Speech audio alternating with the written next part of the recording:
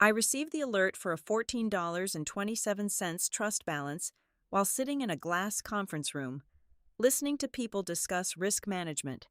$80,000 vanished in under 2 hours. The final transaction named my sister's company. When I called my dad, he just sighed and told me to forget it because she was struggling. By the time she finally called me screaming, it was far too late to call this a family matter. My name is Brooke Martin, and I make my living anticipating disaster. At 35 years old, working as a senior risk controls architect for Crown Ledger Assurance in St. Louis, Missouri, my entire professional existence revolves around finding the cracks in the foundation before the house collapses. I spend my days building containment protocols for multi-million-dollar corporate assets. I am trained to look at a spreadsheet and instantly spot the anomaly, the leak, the lie. On a Tuesday morning, exactly 42 minutes into a quarterly executive briefing, my personal foundation cracked. We were sitting in conference room A glass box suspended above the downtown traffic. The vice president of operations was droning on about systemic vulnerabilities, advancing to slide 23 of a presentation that could have easily been an email. I was nodding along, maintaining the polite, engaged expression required of middle to upper management, when my phone vibrated against my thigh. It was not the standard, dull buzz of a calendar reminder or a text message. It was a sharp, rapid triple pulse, a custom haptic alert I had programmed exclusively for my private wealth portal, under the heavy mahogany table. I slipped my phone out of my pocket. I kept my face entirely neutral, my eyes angled down just enough to catch the lock screen. The notification was stark white against the dark background, a fraud prevention alert from the Trust Management Gateway. Alert: 2 consecutive outgoing wire transfers authorized. Total amount: $79,800. My pulse spiked, but my breathing remained perfectly level. You do not survive in risk management if you panic at the first alarm. I tapped the notification, let the biometric scanner read my face, and bypassed the security wall into the main dashboard. The account was the Calder Education and First Home Trust, set up by my late grandmother. It had sat there, steadily compounding, a quiet safety net of roughly $80,000 that I had meticulously guarded. I had paid my own way through grad school and rented my apartment specifically so I would not have to touch it until I was absolutely ready to buy a house. I stared at the screen. The new available balance was $14.27. The rest was just enough to cover the quarterly maintenance fees. I clicked on the transaction history. The money had not vanished into some anonymous overseas crypto wallet. It had not been drained by a foreign hacking syndicate or a phishing scam. The 2 wires, executed less than 2 hours apart, had been routed to a domestic business checking account. The recipient name was spelled out in cold. Digital block letters. Velvet Acre Events, LLC. I closed my eyes for exactly 2 seconds. Velvet Acre Events, LLC was not a stranger. It was my older sister, Vanessa Hale. She ran a boutique event planning company, specializing in overpriced rustic chic weddings and corporate galas. My sister, the social butterfly, the family star, the woman who posted curated photos of champagne towers while constantly dodging calls from creditors. The vice president of operations was asking me a question about compliance frameworks. I locked my phone screen, slid it back into my pocket, and met his gaze. "I agree with the preliminary assessment," I said, my voice smooth and utterly devoid of tremor. "However, I need to step out. I have an immediate family emergency." I did not wait for his permission. I gathered my laptop, stood up, and walked out of the glass room. I did not run. I walked at a measured, professional pace down the carpeted hallway until I reached a vacant huddle room. I shut the door, locked it, and dropped my laptop onto the small desk. The emotional shockwave was trying to hit me, the sickening, hollow punch to the gut that comes from profound betrayal, but I forced it down. Emotion was a liability right now. I needed data. I needed an audit trail. I flipped open my laptop, tethered it to my phone's secure connection, and logged into the bank's desktop portal. The screen was larger here, the details more unforgiving. I bypassed the standard user interface and dug straight into the access and authorization logs. A transfer of that size from a protected trust required verification. I navigated to the document repository and pulled the digital distribution request forms. There it was, a standard hardship distribution form, fully filled out. And at the bottom, sitting right on the digital dotted line, was a signature that read, Brooke Martin. I leaned closer to the screen. It was my name, yes, but it was not my digital footprint. The metadata attached to the file did not match any of my devices. Someone had forged my authorization. But a forged signature on its own would not have been enough to bypass the bank's security protocols for an $80,000 wire. The trust had a secondary authentication layer, a co-trustee confirmation. I scrolled down to the second page of the document. There, sitting next to a digital timestamp, was the electronic authorization of the secondary trustee, Thomas Martin, my father. Years ago, when the trust was established, the lawyers had required a fallback trustee, an adult who could oversee the fund in case I was incapacitated before I came of age. My father was placed on the paperwork as a mere formality. He had never touched the account. He had never even had the login credentials, as far as I knew. Yet here was his name, explicitly authorizing the liquidation of my inheritance to fund my sister's business. The room suddenly felt very cold. The air conditioning hummed from the vent above, but the chill was internal. This was my father, the man who had spent my entire life telling me to be responsible, to save, to plan for the future. He had used his dormant legal authority to co-sign the theft of my future to subsidize Vanessa's present. My hands flew across the keyboard. The risk architect took over completely. I was no longer a daughter or a sister. I was an auditor securing a compromised environment. I executed a full-page capture of every document, saving them to an encrypted local drive. I exported the raw access logs, capturing the IP addresses, the timestamps, and the specific browser headers used to submit the forms. Next, I navigated to the security settings. I revoked all secondary access permissions. I changed the primary authentication protocols, switching from standard push notifications to a hard token requirement. I hit the master toggle to freeze all remaining outgoing functions on the account. Finally, I triggered the internal legal alert system, flagging the 2 recent transfers as unauthorized and contested, freezing the transaction IDs in the clearinghouse. I sat back in the ergonomic chair, the blue light of the monitor reflecting in the dark glass of the huddle room window. I looked at the name, Velvet Acre Events, LLC, one last time. You do not accidentally wire almost $80,000 out of a restricted trust. You do not accidentally forge a signature. You do not accidentally get a dormant co-trustee to sign off on a hardship withdrawal. This required knowing exactly how the trust was structured. It required knowing the specific forms. It required timing the execution for a Tuesday morning when I would be locked in a quarterly briefing, unable to answer a verification call. This was not Vanessa borrowing a few $100s to cover rent. This was not a temporary lapse in judgment. This was a premeditated, coordinated extraction. They had planned this. They had calculated the risks, and they had decided that I would just absorb the loss.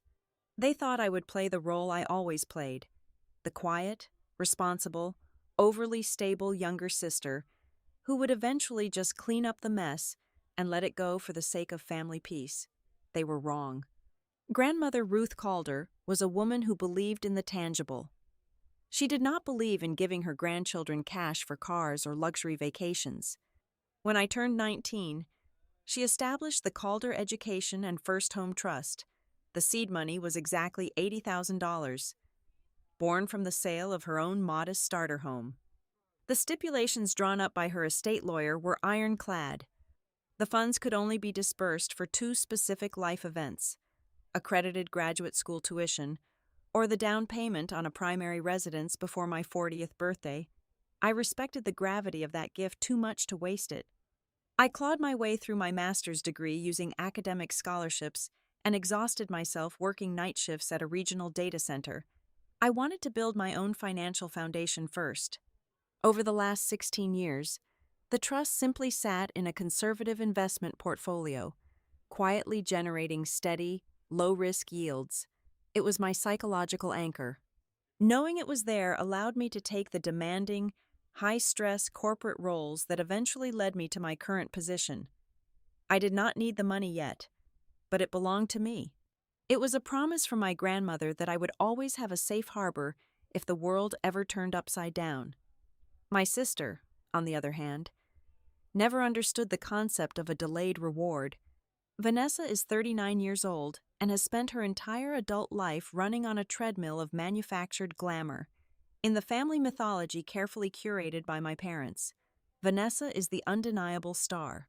She has the kind of magnetic, room-filling charisma that makes people want to hand her money and forgive her mistakes.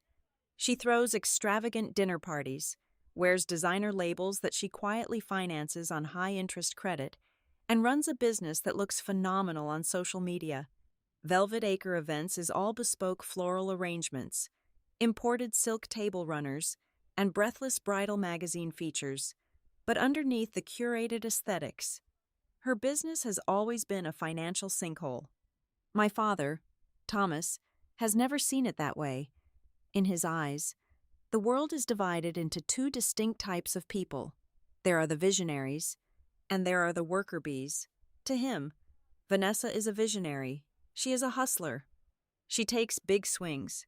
Whenever her company teetered on the edge of bankruptcy, or whenever she overdrafted her personal accounts to pay for a destination vacation she could not afford, my father would wave it off. He would pat her hand at the dinner table and say she was just going through a rough patch. He would say that business is about taking risks and that true success requires a little chaos. In that same binary worldview, I am merely a worker bee. I am the daughter who is too rigid, too cautious, and entirely too obsessed with rules. I am the one with the stable paycheck, the meticulously balanced budget, and the fully funded retirement account. I am the safe bet. And in a family that worships chaos and charm, being the safe bet automatically makes you the designated cleanup crew. I cannot count the hours I have spent sitting at Vanessa's cluttered kitchen table, trying to make sense of her disastrous bookkeeping. When she missed payroll for her event staff 3 years ago, I was the one who spent an entire weekend auditing her ledgers, finding the missing funds, and structuring a payment plan so she would not face a massive labor lawsuit.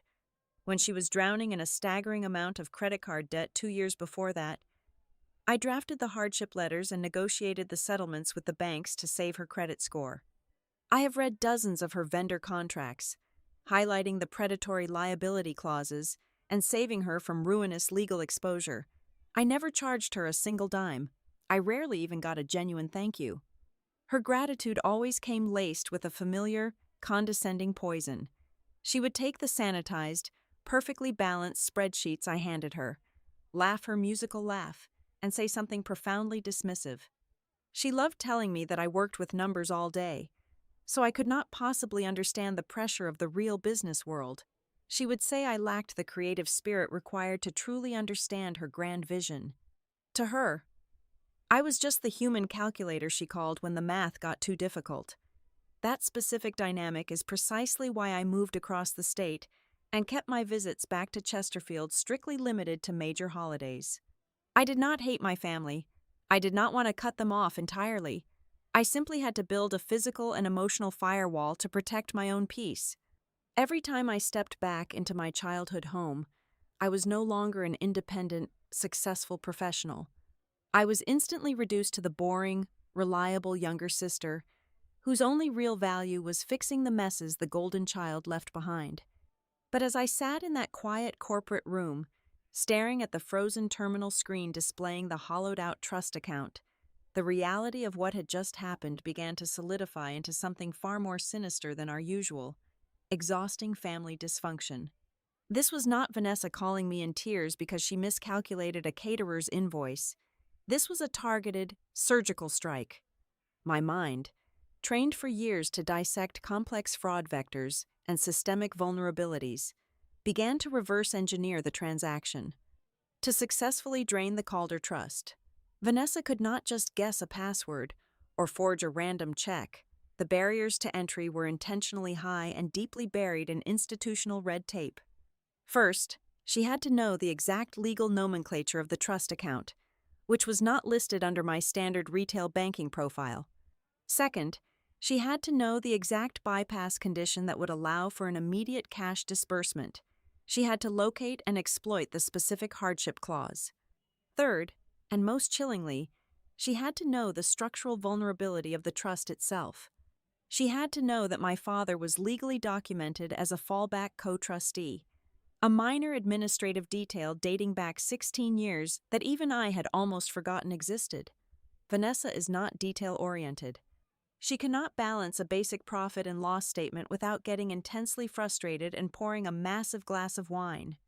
The idea that she independently researched trust law, located the specific internal disbursement forms, perfectly mimicked my signature digitally, and successfully navigated the bank's secondary authentication protocols entirely on her own was statistically impossible.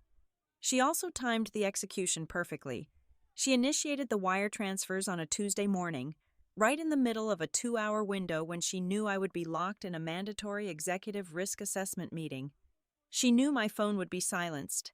She knew I would not be able to answer a live verification call from a bank representative. Someone had to guide her through the bureaucratic maze. Someone had to provide the foundational legal documents. Someone had to willingly apply their own legal authority to override the bank's internal security flags and authorize the release of my future. The image of my father's digital signature glowed on the screen, a silent confession captured in harsh pixels. My father, who had always told me to be the bigger person. My father, who had always demanded that I accommodate my sister's chaotic lifestyle because she just needed a little more help than I did. A cold, profound clarity settled over me, replacing the initial shock with a terrifying calm. The pieces interlocked with devastating precision. I looked at the timeline of the digital footprints again. I started to suspect this was not just the act of a money-hungry sister acting out of panic. It had a calculated, deliberate inside hand. I did not scream. Screaming is an involuntary emotional release, a temporary exhaust valve that solves absolutely nothing when a structural collapse is underway. Instead, I compartmentalized the betrayal, shoving the image of my father's electronic authorization into a mental lockbox, and allowed my professional training to take complete control. I pulled up my encrypted contacts and dialed Miriam Cross, the senior partner at Cross and Bell Estate Counsel. Miriam was the attorney who had originally drafted the legal architecture of my grandmother's financial gift well over a decade ago. She answered her direct line on the third ring. I delivered a rapid, sterile summary of the unauthorized liquidation, keeping my cadence even. I needed her to verify the specific legal boundaries of the hardship clause my sister had supposedly invoked. I heard the sharp rustle of heavy paper as Miriam pulled my physical file from her archives. Her voice, echoing over the speakerphone, was sharp and immediately dismissive of the bank's internal compliance team. She confirmed that the stipulations written by my grandmother were absolute and legally impenetrable. The trust did not possess a generalized hardship provision that could be triggered for a failing commercial enterprise, let alone a limited liability company owned by a third party. The capital was strictly earmarked for accredited educational pursuits or the acquisition of a primary residence. Legally speaking, what had just occurred was a catastrophic breach of fiduciary duty, and the bank had fundamentally failed in its custodial obligations. While keeping Miriam on an active, muted line, I used my desk phone, patched through my corporate network, to connect directly with the fraud prevention unit at North Vale Private Bank. I did not waste time navigating the automated menus or dealing with frontline customer service representatives. I cited my own corporate credentials, utilized specialized industry terminology, and demanded an immediate escalation to a Tier 3 fraud investigator. A man who identified himself as Agent Harris took the call. His initial tone carried a hint of bureaucratic boredom, likely assuming this was a simple domestic misunderstanding. I quickly corrected his assumption. I did not ask for a courteous review or a provisional refund. I issued a formal, legally binding preservation hold, I instructed Harris to immediately freeze and sequester every piece of metadata related to the two wire transfers. I demanded the immediate archiving of any relevant branch camera footage, comprehensive audio recordings of all customer service interactions, and the raw routing data for the electronic signatures attached to the distribution request. The boredom vanished from Harris's voice. I heard the rapid clatter of his keyboard echoing through the receiver as he accessed the back-end logs. He informed me, with a sudden note of defensive caution, that the distribution request had initially been flagged by their automated systems for manual review due to the high dollar amount. However, the security hold was deliberately bypassed, and the wire was expedited when I demanded to know the justification for the override. Harris hesitated. He finally admitted that, according to their internal incident log, the department had received a verbal authorization call from a woman verifying herself through standard security questions as Brooke Martin. As if that blatant security failure was not enough to push the massive wire through, Harris noted that the secondary trustee had called the branch manager directly. Just 10 minutes later, the secondary trustee applied aggressive verbal pressure to release the funds immediately, citing an impending and catastrophic financial emergency that required instant liquidity. My jaw tightened so hard my teeth ached, but my tone remained entirely clinical. I informed Harris, speaking very slowly so the call recorder captured every syllable, that I had been sitting in a monitored, video-recorded corporate boardroom surrounded by executive witnesses during the exact time frame he had just specified. I did not make that phone call. I instructed him to immediately extract and isolate the voice logs. I wanted the exact duration of the inbound calls, the originating phone numbers, the geolocation data attached to those numbers, the IP addresses used to access the online banking portal, and the specific device hardware addresses that transmitted the authorization forms. I was building a forensic cage around the perpetrators, and I expected North Vale Private Bank to hand me the steel bars. While Harris scrambled to compile the technical dossier and issue internal alerts, I opened the encrypted copies of the distribution forms I had secured on my local drive. I maximized the document and zoomed in heavily on the signature line. As a risk controls architect, I spend a significant portion of my fiscal year auditing secure digital document pipelines. I know exactly what a verified, cryptographically secured digital signature entails. This was laughably inadequate. There was no embedded security certificate. There was no blockchain tracking hash or time-stamped audit trail. It was a flat, low-resolution image of my handwritten signature, sloppily cropped and pasted directly onto the PDF file. The edges of the inked letters were slightly pixelated, a crude visual artifact of an amateur copy-and-paste job. They had not even bothered to utilize a sophisticated digital forgery tool. They had relied entirely on the manufactured urgency of the phone calls and my father's established legal authority to blind the bank's processors to the glaring visual inconsistencies on the document itself. Miriam, who had been listening quietly to my intense exchange with the bank investigator, unmuted her line. She asked if I wanted her to draft an immediate, aggressive cease and desist letter to my sister and my father, essentially putting them on notice that we were aware of the theft. I declined immediately. I did not want Vanessa to know that I was awake and tracking her. The absolute worst thing you can do when confronting a financial fraudster is to alert them before you have secured the perimeter. The moment you confront them, they panic. They start destroying digital evidence, fabricating alternate narratives, and rapidly hiding the stolen assets in untraceable accounts. I needed to watch the board play out. I needed to see exactly where my $80,000 was going. Did the capital stay within the operating accounts of Velvet Acre Events? Was it being systematically funneled to other shell companies? Was she using my grandmother's legacy to pay off aggressive personal creditors or fund another extravagant lifestyle purchase? Silence was currently my most potent tactical weapon. I needed my sister to feel entirely safe, to feel utterly victorious in her clever scheme, so she would keep moving the money and leaving indelible digital footprints in her wake. Miriam agreed entirely with my tactical restraint. She advised that we needed to prepare for a multi-front legal war, and the element of surprise was crucial. We would open 2 parallel tracks of pursuit. The first track would be a brutal civil suit, directly targeting both Vanessa and my father for severe breach of fiduciary trust, the misappropriation of protected assets, and demanding full financial restitution, which would include all accumulating legal fees. The second track would be distinctly criminal. If the bank's inbound call recordings and the extracted IP logs definitively proved that Vanessa intentionally impersonated me, and that my father knowingly facilitated the submission of a forged legal document to a federally insured financial institution. We were no longer just dealing with a messy family dispute. We were dealing with felony wire fraud and identity theft. Miriam instructed me to gather every conceivable shred of proof I could find before we made a single outward move. I ended the calls, placing my phone face down on the desk. The small huddle room was completely silent again, save for the low hum of the ventilation system. I stared at the glowing monitor. At the very top of the bank portal's transaction summary, a small, bright green banner practically mocked my current reality. It read, "Processed successfully."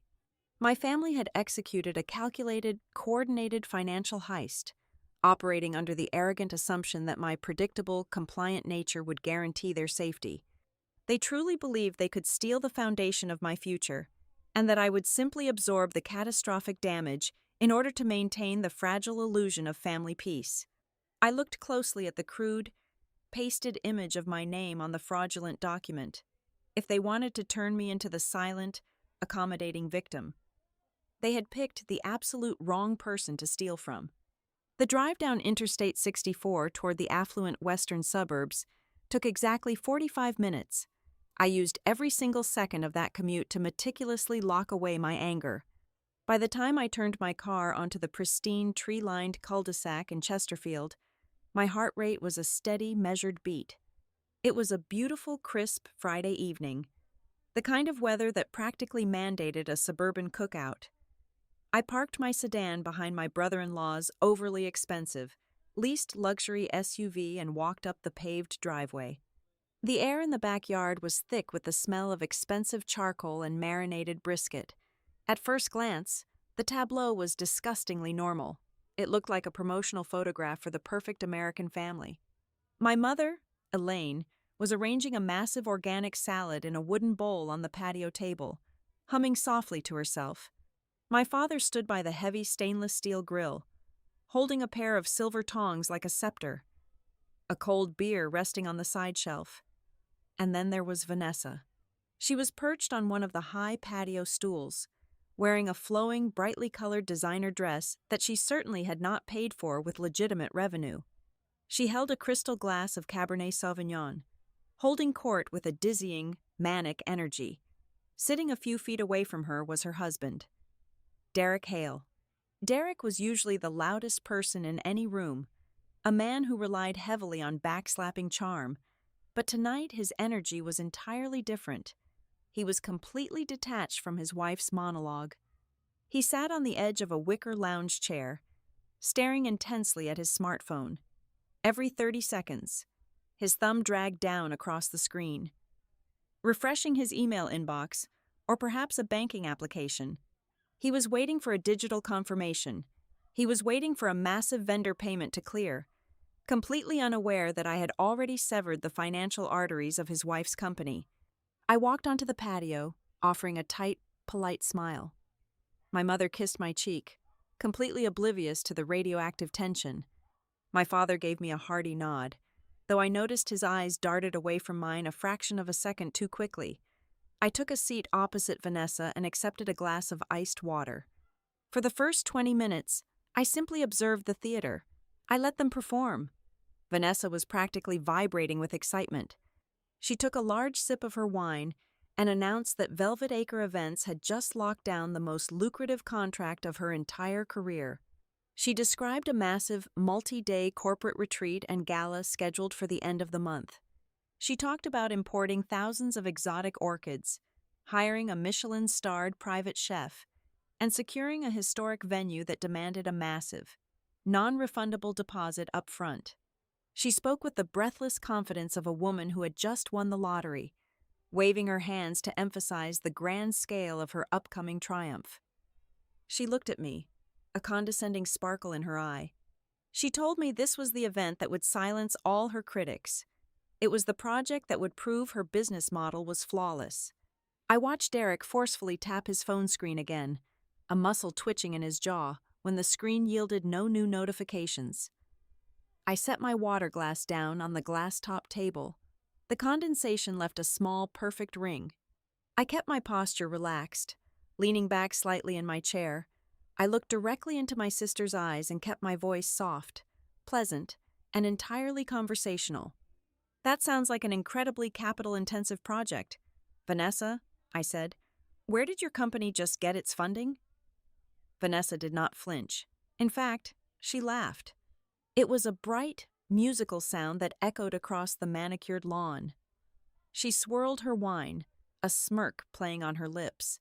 She answered with a half-joking, entirely arrogant tone, completely unbothered by the question. "Oh, she said smoothly, I just tapped into some dead family assets." Before I could even process the sheer audacity of her phrasing, my father slammed the grill lid shut. The heavy metal clang echoed sharply, freezing the casual atmosphere. He turned around, pointing his silver tongs in my general direction. His face was flushed, but he attempted to mask his panic with paternal authority. "Now let us not get bogged down in technicalities tonight," my father said, his voice carrying a warning edge. "Do not pick apart the phrasing. Brooke, we are celebrating your sister's success." That single sentence was all the confirmation I needed. My father knew exactly what she meant. He was fully aware of the origin of the funds, and he was actively trying to shut down the inquiry before it ruined his barbecue. Vanessa, however, felt entirely invincible. She felt protected by the patriarch.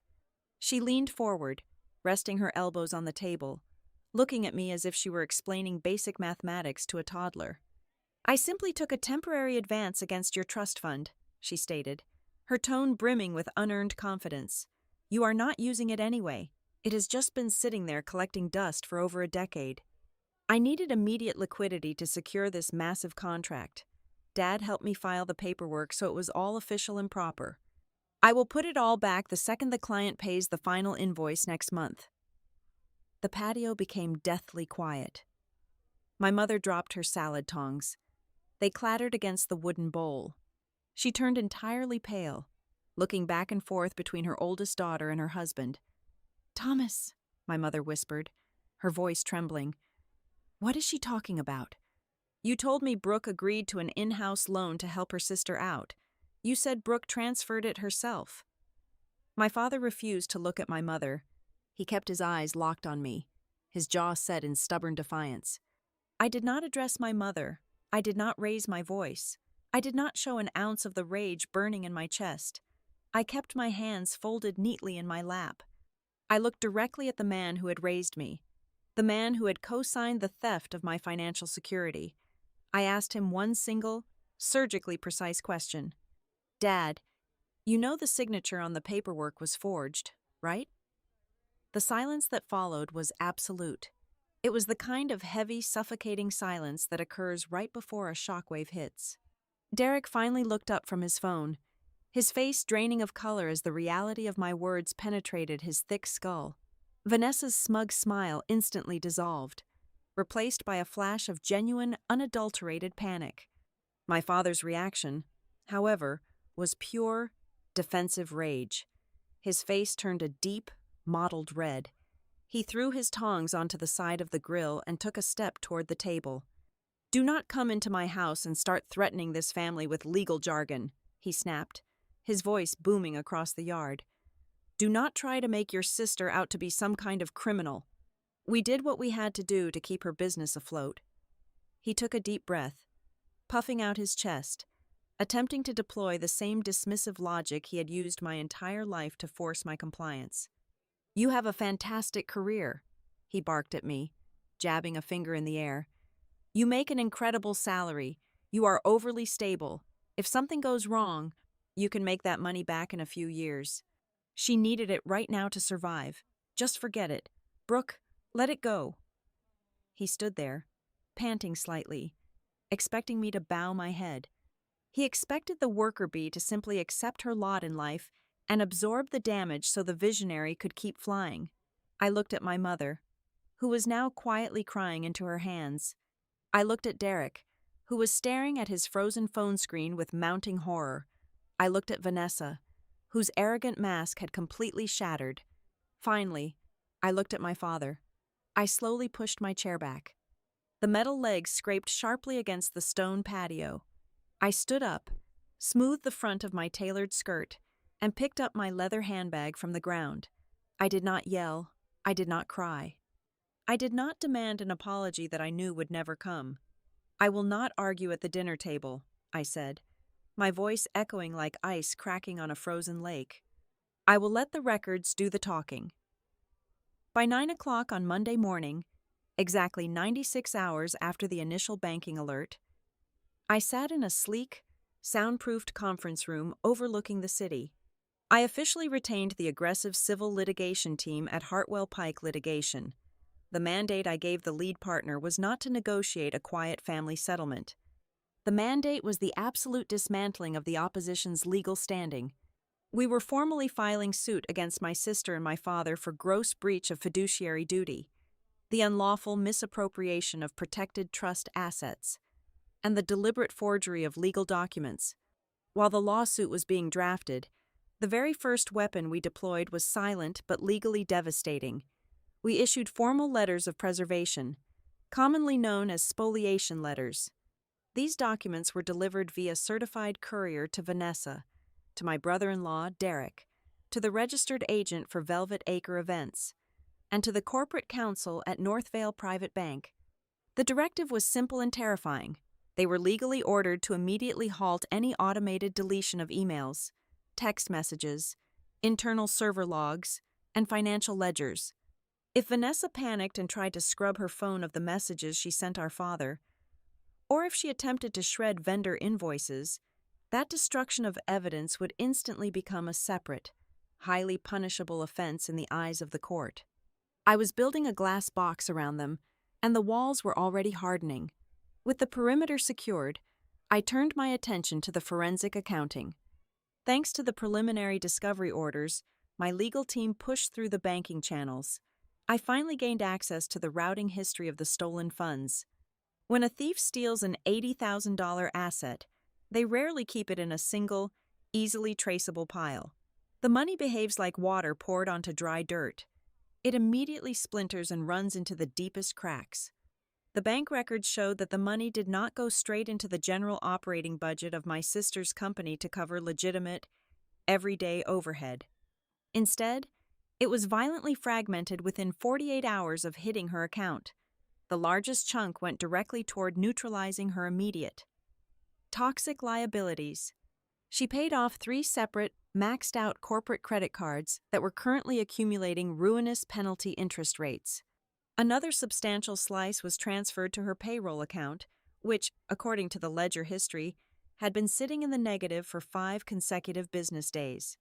She used my future to ensure her event staff did not walk off the job right before the busy season, but the remaining fragments were far more revealing. She wired hefty, non-refundable deposits to a highly exclusive event venue and a luxury floral design firm. And then, there was the anomaly. A significant sum was routed entirely outside of the Velvet Acre corporate structure. It was wired to a secondary corporate entity registered as Hale Creative Holdings.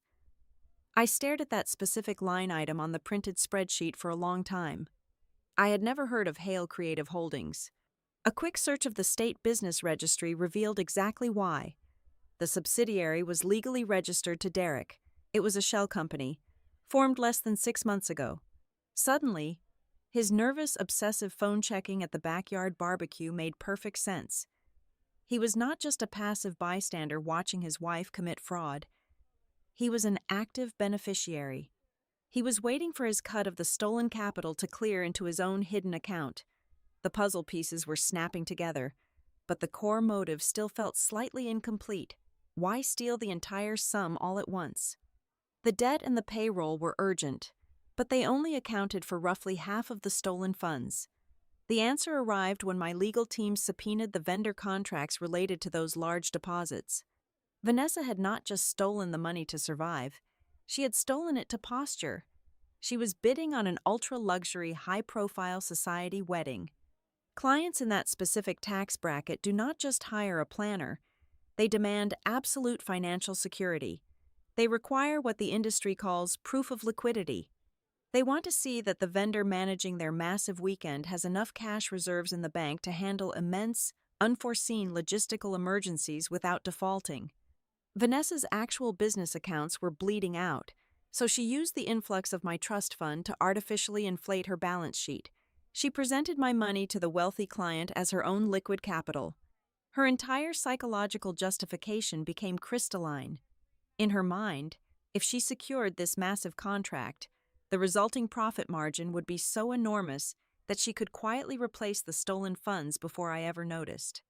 She truly believed that future success would retroactively sanitize present crimes.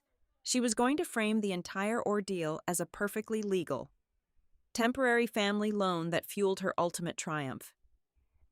I picked up the phone to update Miriam Cross on the financial routing. Miriam listened to the breakdown of the shell companies and the proof of liquidity scheme, and then she offered a crucial piece of leverage that changed the entire landscape of the impending war. Miriam had spent the weekend meticulously reviewing the granular clauses of my grandmother's original trust document. She found a fee-shifting provision buried in the administrative addendums. It explicitly stated that if the trust was ever subjected to a civil action due to the malfeasance of a trustee, the violating party would be held entirely responsible for all legal costs incurred by the beneficiary. If I won the lawsuit, and the paper trail guaranteed that I would, Vanessa and my father would not just have to pay back every single dollar they stole. They would also be forced to pay the astronomical hourly rates of the elite corporate litigators I had just hired to destroy them. They were funding their own execution. My lead litigator asked if I wanted to file an emergency injunction to freeze the Velvet Acre accounts immediately, halting the remaining funds before they could be spent on the upcoming luxury event. I looked at the calendar. The massive wedding project she had secured with my money was scheduled to begin its preliminary staging phases soon. I told him no, not yet. If I dropped the hammer right now, she would claim she was a victim of terrible timing. She would say I maliciously destroyed her business just as she was about to turn everything around. I needed her to commit fully. I needed her to sign more contracts, lock in more non-refundable vendor agreements, and weave her husband's shell company deeper into the fraud. By allowing her to operate with false confidence for just a little while longer, I would expose her entire network of accomplices and the full extent of her motives. I was not just going to take my money back, I was going to let her build her own trap. I looked down at the chronological timeline of the fraudulent transactions. The web of lies laid bare in black ink. The truth was undeniable. My sister had not simply slipped up under the crushing weight of financial panic. She was utilizing my stolen security to construct an elaborate, desperate performance of a wildly successful life that she never actually earned. Civil litigation moves with a cold, mechanical brutality that strips away all polite fictions. Once our initial subpoenas cleared the mandatory judicial hurdles, the opposing counsel was legally obligated to produce their internal communications. The first wave of preliminary discovery hit my secure inbox on a rainy Thursday afternoon. It was a cache of recovered electronic correspondence between my father and my sister, dating back roughly 3 weeks prior to the unauthorized wire transfers. Sitting in my quiet office, reading their casual, back-and-forth exchanges felt exactly like dissecting a toxic organism under a microscope. The subject lines were deceptively innocuous, but the actual contents were a staggering masterclass in shared desperation and moral flexibility. In one specific email chain, dated a Tuesday afternoon, my sister dropped all pretenses of her glamorous lifestyle. She explicitly asked our father for strategies on how to temporarily spin $60,000 to $80,000 before the end of the month. She desperately needed that massive cash injection to secure the high-profile wedding contract we had already uncovered. What I did not know, and what fundamentally shifted my entire understanding of the heist, was my father's response. He did not reprimand her. He did not tell her to scale back her extravagant business model. He did not suggest she seek a legitimate, legally compliant commercial loan. Instead, his replies revealed his own suffocating financial panic, a secret he had kept expertly hidden behind his authoritarian facade. My chest tightened into a hard knot as I opened the scanned attachments he had forwarded to her from his personal email account. They were final past due notices from a regional lender. My father, the man who had spent my entire adolescence lecturing me relentlessly about fiscal responsibility, was approximately 14 days away from defaulting on a massive home equity line of credit. He had quietly and disastrously leveraged the childhood home in Chesterfield to bankroll a highly speculative commercial real estate venture pitched by an old college friend. The development project had stalled completely. The friend had subsequently filed for corporate bankruptcy, and the terrifying balloon payment on my father's equity line was rapidly coming due. If he missed that specific payment, the bank would initiate aggressive foreclosure proceedings on the house my mother loved. Their subsequent emails outlined a mutually beneficial, entirely illegal survival pact. If Vanessa could successfully use my protected trust fund to secure the luxury client, the astronomical, non-refundable deposit she expected to receive from that wealthy family would be quietly split between them. She would fix her negative payroll accounts and pay off her angry vendors, and she would funnel enough untraceable cash back to my father to cover his looming equity payment. They convinced themselves, in a sickening echo chamber of justification, that they were simply borrowing it for a few weeks and returning it before I ever had a reason to check the balance. But the most nauseating piece of evidence in the entire digital stack was an email sent by my father just 2 days before the bank executed the wires. The subject line simply read, "Reference material." Attached to that email was a high-resolution photograph of a standard residential lease guarantor form I had filled out during my sophomore year of college. He had dug through his old filing cabinets in the basement, found a clear, undeniable copy of my handwriting, and sent it directly to Vanessa to reference the signature style for the forged bank authorization. He was not just a passive co-signer who looked the other way. He had actively supplied the primary ammunition for the forgery. I needed to face them. I did not want to do it in a crowded backyard with a grill burning and neighbors watching. I wanted the stark, unforgiving light of a weekday morning. I took a personal day from the firm, drove back to the sprawling suburbs, and let myself into the house using the spare key I still kept on my ring. The house was dead quiet.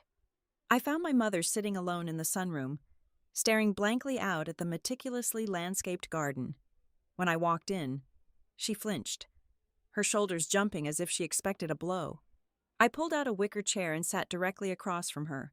I placed a printed, full-color copy of the email containing my college signature face up on the glass table between us. I did not raise my voice.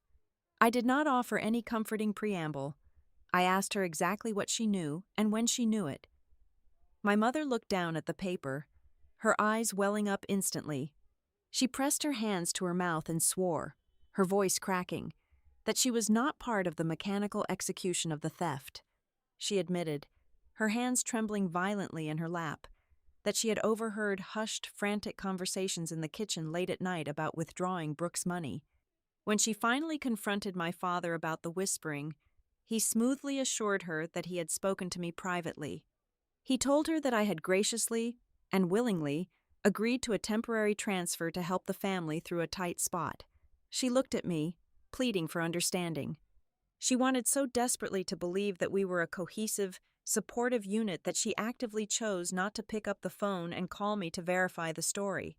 She chose the absolute comfort of his lie over the terrifying friction of the truth. I watched her tears fall, feeling a profound, hollow ache behind my ribs. I explained to her, speaking slowly and methodically, so she could not hide from the words, the ultimate severity of the legal power my father possessed. I told her about the strict legal definition of a fallback trustee. I explained that my grandmother had explicitly entrusted him with the ultimate protective authority over my financial future, and he had deliberately weaponized that exact authority to save his own skin. It was not a simple, messy family loan gone wrong. It was a fundamental, calculated betrayal of guardianship. For the very first time in my life, I saw absolute, unfiltered horror register on my mother's face as the lifelong illusion of her perfectly managed, respectable household finally disintegrated into dust. She realized in that exact moment that her husband had sacrificed one daughter's future to save the other, and ultimately, to save his own pride and his house. My father walked into the sunroom right as my mother began to sob uncontrollably. He froze in the doorway, taking in the scene, his eyes immediately darting to the printed email resting on the table. The defensive, aggressive posture he had maintained at the barbecue returned instantly, though it was noticeably brittler now, like a pane of glass about to shatter. He tried to take immediate control of the narrative, puffing out his chest and using his deep, authoritative tone. He told me that I was overreacting to internal family logistics, that I was letting a single piece of paper destroy everything we had built over decades. He paced the short length of the room, waving his hands, aggressively clinging to his exhausted, broken philosophy. He insisted that family helps family, regardless of the messy administrative details. He looked down at me, his face flushed with indignation and fear, and accused me of being entirely vindictive.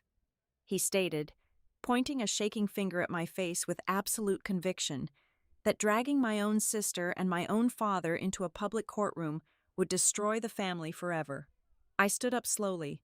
I did not match his volume. I did not offer a logical counter-argument about his hidden home equity line of credit or his pathetic, failed real estate investment. I simply looked directly into the eyes of the man who had forged my name and secretly mortgaged the foundation of my childhood. "I am not destroying anything," I replied, my tone carrying the heavy, agonizing weight of absolute finality. "The family was destroyed the exact moment you used my name to sign a forged document." I turned my back on him and walked out of the sunroom, leaving him standing in the absolute wreckage of his own pathetic justifications. From this moment forward, my primary objective fundamentally shifted. It was no longer simply about recovering the $80,000. It was about forcing every single person in that house to look straight at the ugly, self-serving truth they were desperately trying to mask with the word kinship. By Monday morning, the digital offensive began. Vanessa did not have the law on her side, so she fought on the only battlefield where she held absolute supremacy: public opinion. My personal phone started vibrating endlessly with notifications from the extended family group chat. Aunts, cousins, and old family friends were suddenly chiming in with passive-aggressive quotes about loyalty, forgiveness, and the importance of sticking together during hard times. Vanessa had spun an absolute masterpiece of victimhood. She painted herself as the hard-working, exhausted mother and brilliant entrepreneur who had simply asked her wealthy, unattached younger sister for a temporary, internal business support loan. In her twisted narrative, I was the stingy, heartless corporate drone who had initially agreed to help, only to maliciously weaponize the legal system against my own flesh and blood the exact moment she started finding true success. She took it a step further on her public social media platforms. She posted a carefully curated, sepia-toned photograph of her and Derek looking stressed but deeply resilient, accompanied by a lengthy, emotionally manipulative caption. She vaguely referenced a profound, personal betrayal by someone who was supposed to be her absolute biggest supporter. She heavily implied to her thousands of followers that I was deeply jealous because she had a beautiful, loving family, a thriving social life, and genuine creative passion, while I only had my cold spreadsheets and my empty apartment. The comment section became a sickening parade of mutual acquaintances sending her prayers and condemning my supposed cruelty, completely blind to the actual legal reality of what she had done. The very next afternoon, Derek attempted a cowardly, backdoor diplomatic mission. He bypassed my legal team entirely and left a rambling voicemail on my secure corporate line, hoping to catch me off guard during business hours. His voice was thick with manufactured brotherly concern, totally ignoring the fact that his hidden shell company had actively received stolen assets. He offered a laughable, insulting settlement. He proposed a slow, agonizing installment plan of $2,000 a month, promising they would eventually pay me back over the next 4 to 5 years if I just dropped the lawsuit and called off the aggressive corporate attorneys. He completely avoided any mention of the fabricated banking forms, the felony wire fraud, or my father's direct involvement in the forgery. He desperately wanted to frame the situation as a simple debt restructuring, entirely erasing the criminal element from the conversation. I did not return his call. I forwarded the audio file directly to my lead litigator to add to the mounting pile of admissible evidence. I absolutely refused to fight a mudslinging war on social media. Silence is deeply unsettling to a narcissist who expects a screaming match. Instead of replying to the chaotic family group chat, I instructed my legal team to fire a tactical missile. We submitted a formal, legally binding settlement offer to the defense attorney Vanessa had hastily retained. The terms were uncompromising, brutal, and absolute. I demanded the immediate return of the entire stolen sum within 14 business days. Furthermore, the offer required a signed, notarized admission from both Vanessa and my father acknowledging the deliberate forgery of the hardship distribution documents. It demanded my father's immediate, legally binding resignation as the secondary trustee. Finally, it mandated a comprehensive, independent forensic audit of Velvet Acre events to ensure no other familial assets had been covertly compromised over the years. Vanessa rejected the offer in less than 24 hours. Her defense attorney sent back a blustering, arrogant refusal. Vanessa honestly believed I was bluffing. She was deeply convinced that I was still the predictable, rule-following good girl who would never actually force our father to take the stand in an open public courtroom. She thought my profound need to maintain a polite, respectable public image would ultimately override my desire for absolute justice. She assumed the threat of public family destruction was my breaking point. She was severely mistaken, and her unearned arrogance created a fatal blind spot. The massive break in the case did not come from a brilliant legal maneuver on our part. It came from the crushing, terrifying anxiety of a collateral victim. Late on a Wednesday evening, my lead attorney received a frantic, unprompted email from a woman named Jules Mercer. Jules was the part-time, freelance accountant who managed the day-to-day bookkeeping for Velvet Acre events. She was a single mother working 3 different jobs, and she was absolutely terrified. When our initial preservation holds and subpoenas hit the company's corporate mailbox, Jules realized she was standing squarely in the blast radius of a massive financial fraud investigation. She saw the altered ledgers. She recognized the sudden, unexplained influx of capital that did not align with any legitimate client invoices.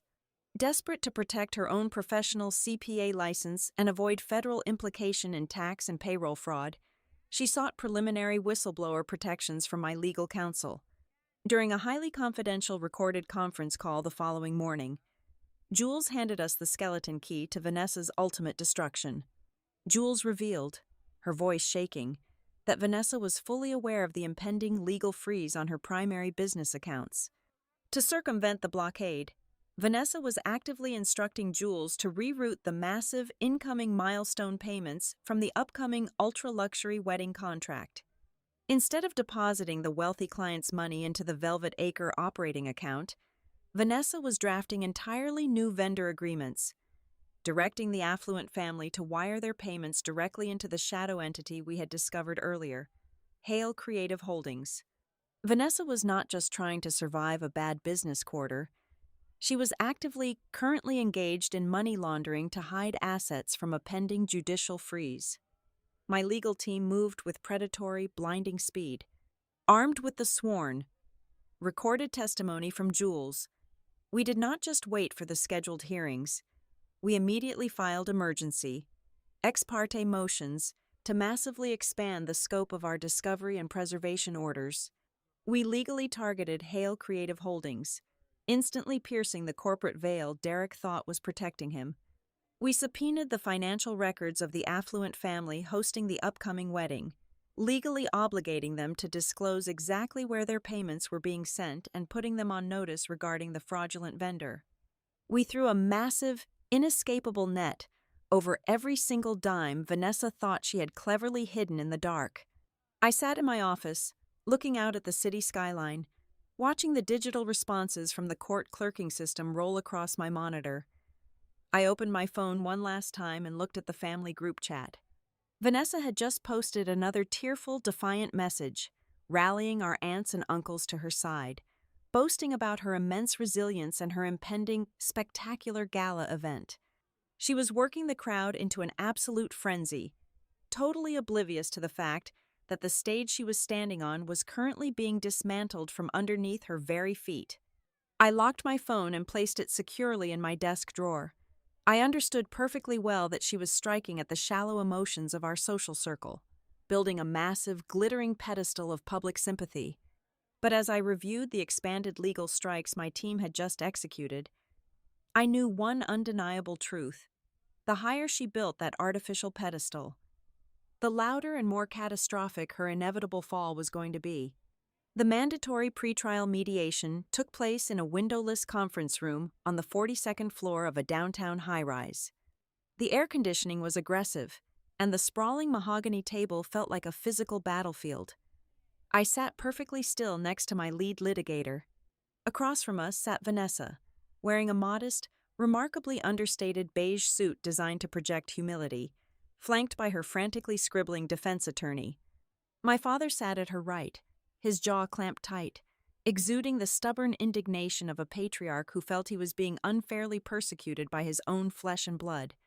The mediator, a retired district court judge with zero tolerance for emotional theatrics, invited the defense to present their opening narrative.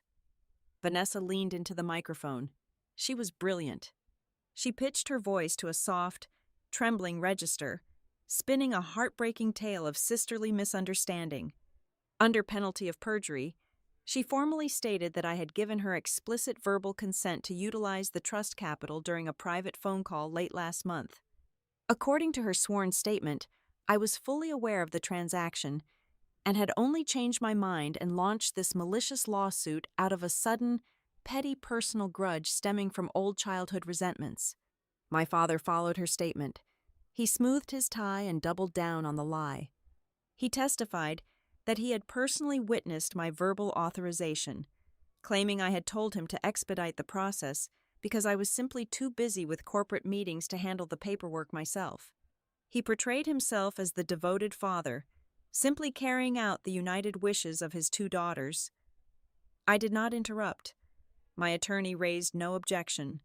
We remained completely silent, watching them carefully construct the very trap that would ultimately ensnare them. We let them talk for 45 solid minutes, encouraging them to add specific details, locking them into an inescapable singular version of reality. When they finally finished, the retired judge turned to my side of the table, expecting a fiery rebuttal or a tearful denial. Instead, my lead litigator calmly opened his thick leather briefcase and pulled out a single, perfectly organized binder. He did not argue with their narrative. He simply dismantled it with geometry. "We do not have a rebuttal to the emotional claims," my attorney stated, his voice echoing cleanly in the stark room. "We simply have the technical architecture of the transaction." He slid the first exhibit across the polished wood. It was a massive, blown-up printout of the distribution authorization form, paired with a forensic digital analysis report. He explained that the metadata embedded within the portable document format file proved definitively that the signature was not generated by a secure stylus or a verified electronic portal. The embedded digital footprint traced the image of my signature directly back to a local hard drive registered to Vanessa's personal laptop. The file path explicitly showed that the image had been cropped from a scanned college lease agreement and pasted onto the bank form exactly 14 hours before the wire transfer was initiated. Vanessa's defense attorney stopped scribbling. My father swallowed hard, his face losing a fraction of its color. "Furthermore," my litigator continued smoothly, not giving them a single second to recover, "the defense claims the bank received a verbal confirmation from my client. We subpoenaed that recording." He placed a small Bluetooth speaker on the table and tapped his tablet. The audio filled the room. It was the call North Vale Private Bank had received. The voice on the recording introduced itself as Brooke Martin, but the cadence was entirely wrong. It was Vanessa, artificially dropping her register by an octave, trying to sound rigid and professional. But that was not the fatal blow. Exactly 2 minutes and 14 seconds into the recording, when the bank representative placed the line on a brief hold to verify an account number, Vanessa forgot to mute her phone. A heavy, unmistakable voice filtered through the background audio. It was my father, whispering frantically, telling her to sound more annoyed, telling her to push the representative to clear the hold immediately. The silence in the mediation room following the audio playback was absolute and suffocating. Vanessa stared at the speaker as if it were a live explosive. My father dropped his gaze to the table, the arrogant patriarch suddenly reduced to a petty accomplice caught on tape. But we were not finished. My litigator pulled out the final, devastating piece of the puzzle. It was a sworn affidavit from a woman named Lana Pierce. A hardship distribution form requires a registered notary seal, my attorney explained to the mediator. The seal stamped on this forged document belongs to Miss Pierce, a paralegal who works in the same commercial office park as Velvet Acre Events. Miss Pierce was initially uncooperative. However, when our investigative team presented her with building security footage showing her handing her physical notary stamp to Derek Hale in the parking garage for roughly 20 minutes on the morning in question, her memory drastically improved.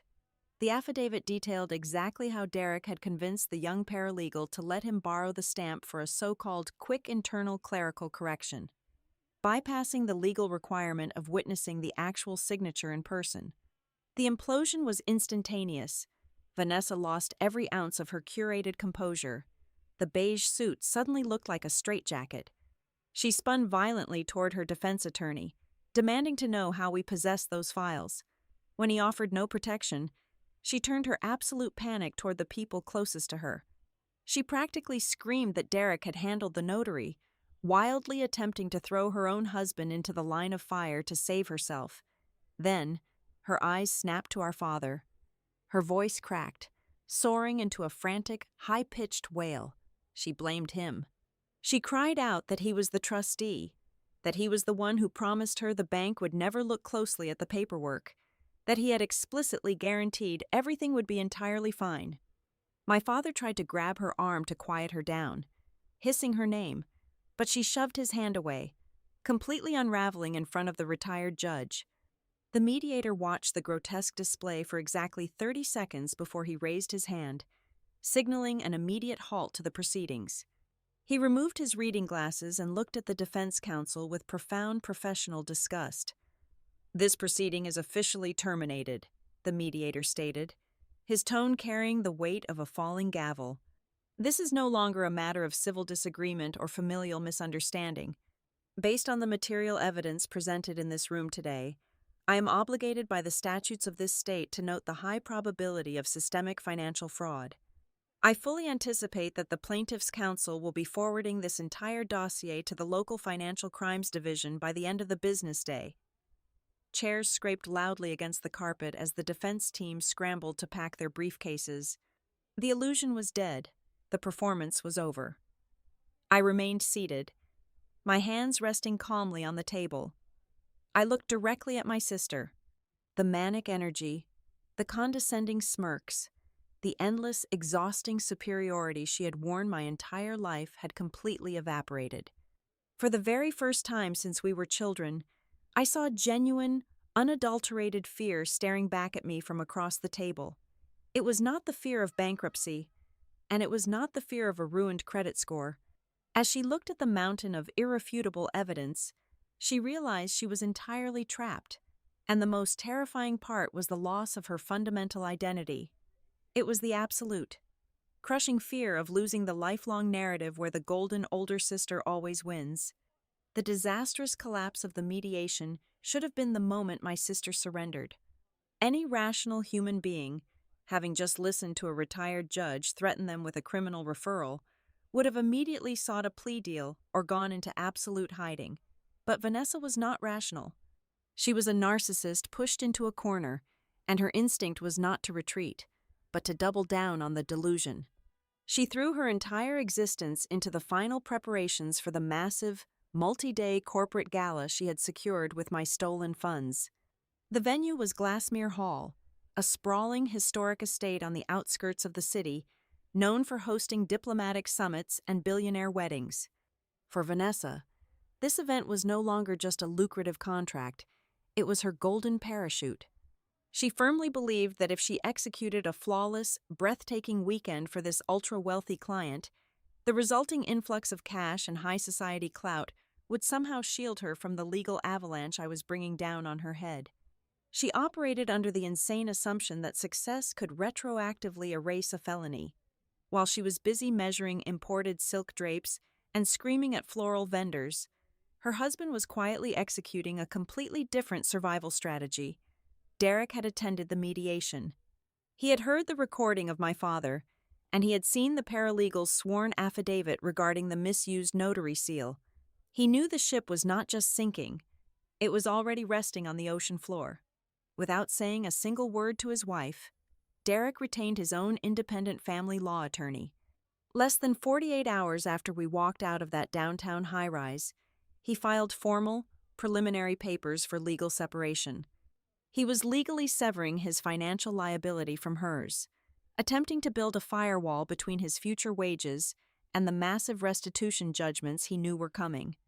Vanessa was running around Glassmere Hall commanding her staff, completely blind to the fact that her primary accomplice had already abandoned the fortress. My focus remained locked on the structural integrity of my own strategy. On a Tuesday afternoon, my lead litigator called my secure line with the update we had been aggressively pursuing.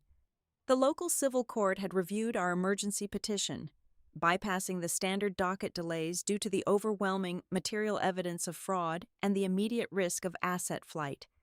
The judge agreed to hear our ex parte motion for a total, immediate asset freeze. The hearing was scheduled for 9 o'clock on Friday morning. Friday was the exact day Vanessa's massive event at Glassmere Hall was scheduled to begin. The timing was not a coincidence. It was a calculated, lethal strike. By Friday morning, Vanessa would need maximum liquidity to pay the day of wages for her massive temporary event staff, settle the final delivery invoices for the caterers, and cover the massive security deposits the venue required upon load-in. If the judge granted our order, every single account tied to her name, her company, and Derek's shadow holdings would instantly turn to stone. The pressure of the impending deadline must have finally cracked my father's defensive shell, because he called me on Wednesday evening. He did not sound like the booming, authoritarian patriarch who had yelled at me in the sunroom. He sounded hollow, exhausted, and terrifyingly old. He begged me to meet him for a coffee at a neutral, all-night diner halfway between my apartment and Chesterfield.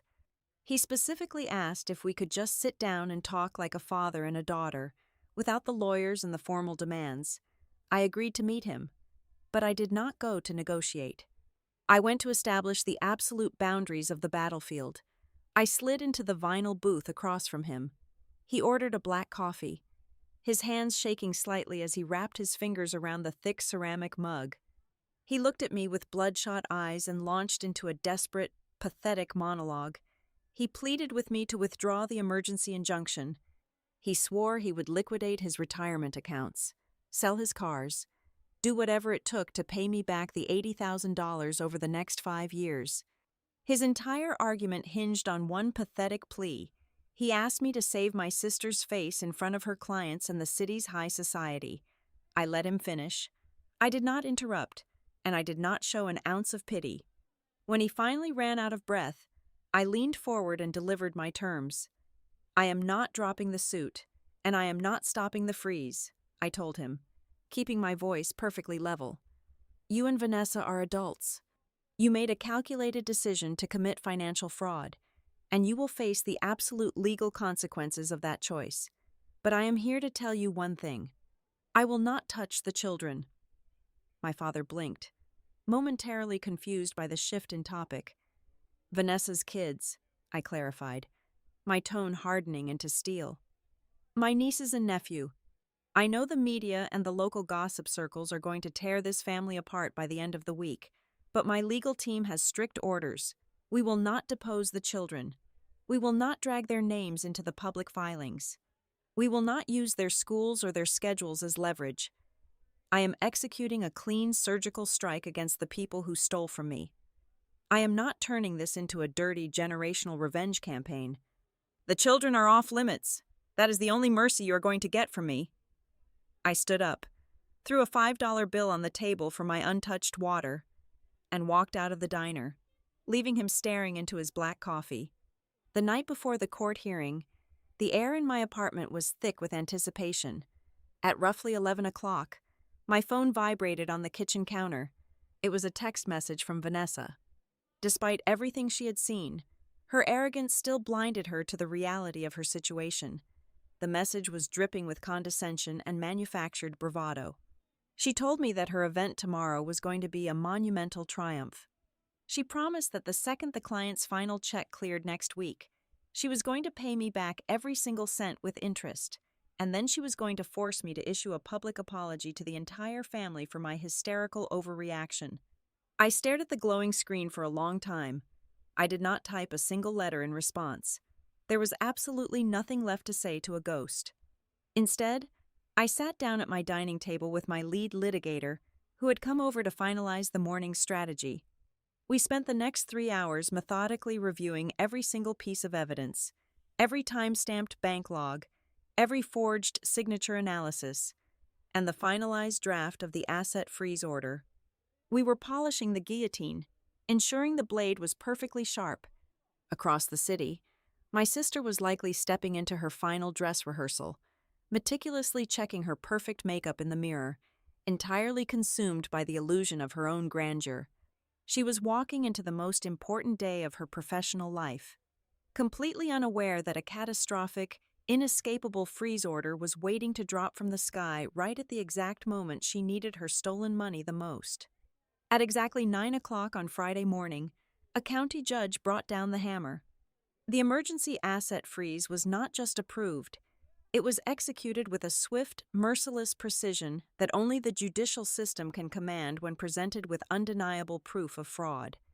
The judge immediately locked down every single bank account associated with my sister, her primary event company, and her husband's shadow corporation.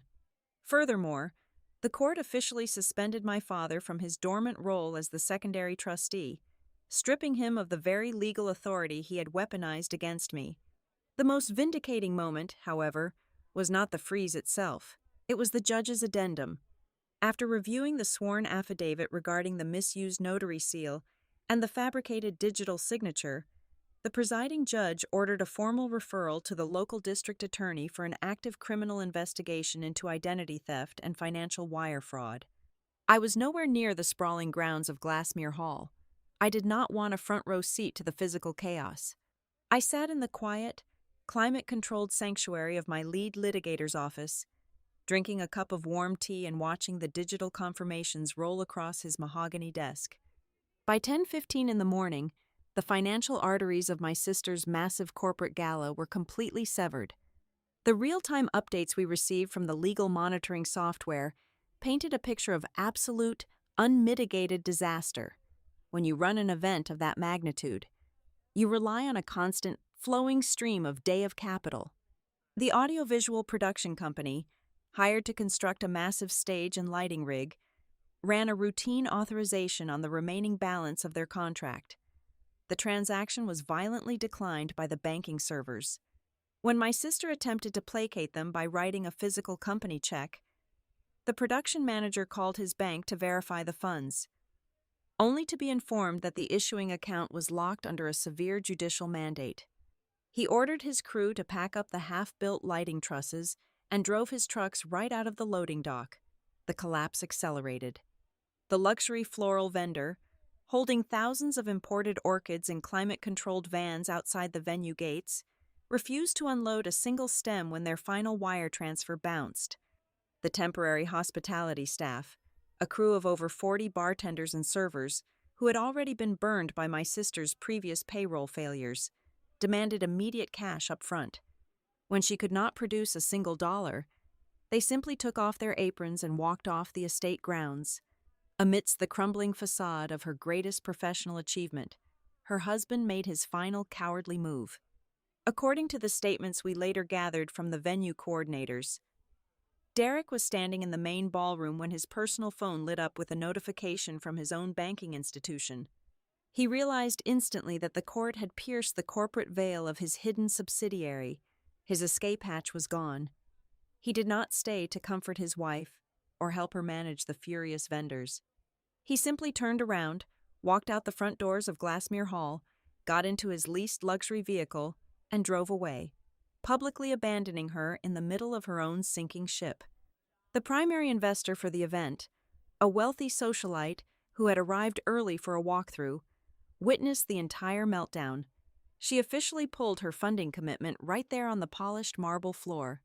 While my sister's career was burning to the ground in public, my father's desperate, manufactured reality was being dismantled in the quiet privacy of the suburbs. Shortly before noon, a process server arrived at the house in Chesterfield and handed him a massive stack of updated legal summons, explicitly detailing the impending criminal referral. He could no longer hide behind the excuse of a simple family misunderstanding. Standing in the foyer, holding the devastating legal documents, he finally collapsed under the weight of his own arrogance. He looked at my mother and confessed the entire, ugly truth. He admitted that he had known the signature on the bank forms was a crude forgery from the very beginning. He confessed that he had actively supplied the reference material so his oldest daughter could steal from his youngest. The fragile illusion of his perfect, respectable patriarchal authority shattered into a million unrecoverable pieces. Back in the law office, I was leaning over the desk, using a heavy fountain pen to sign the formal petition to shift all of my exorbitant legal fees onto the defense. Right as the ink dried on the final page, my cell phone began to ring. The caller identification flashed with my sister's name. I answered the call and placed it on speakerphone, resting the device on the desk so my attorney could hear every word. I did not say hello. Vanessa did not greet me either. She was completely hysterical. The composed, condescending socialite who had mocked me at the family barbecue was entirely gone. She screamed into the receiver, her voice ragged and breathless. She sobbed uncontrollably, surrounded by the wreckage of her empty venue. She unleashed a torrent of vicious, desperate blame. She accused me of destroying her life.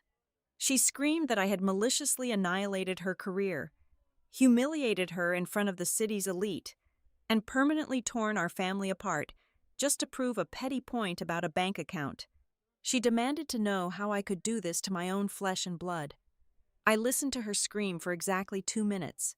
I let her exhaust the last remaining reserves of her manufactured victimhood. When she finally paused to take a ragged breath, I leaned closer to the phone.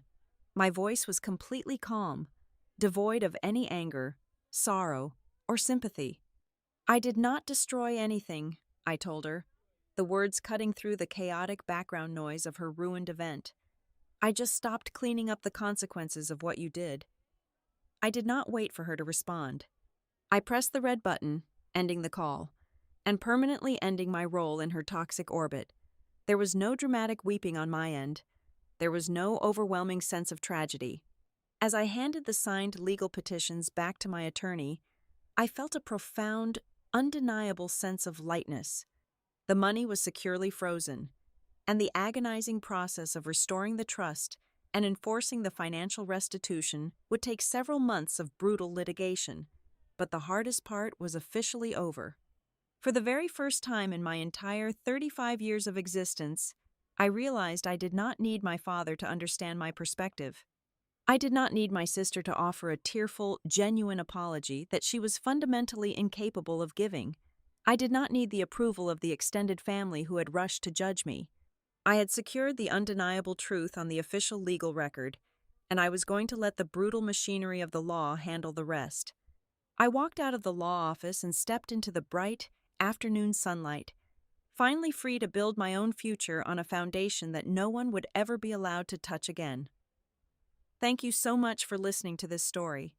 Please let me know in the comments below where you are listening from so we can connect and share our thoughts together. If you enjoyed this journey, please subscribe to the Violet Revenge Stories channel, like this video, and show your support by pressing the hype button so this story can be heard by even more people.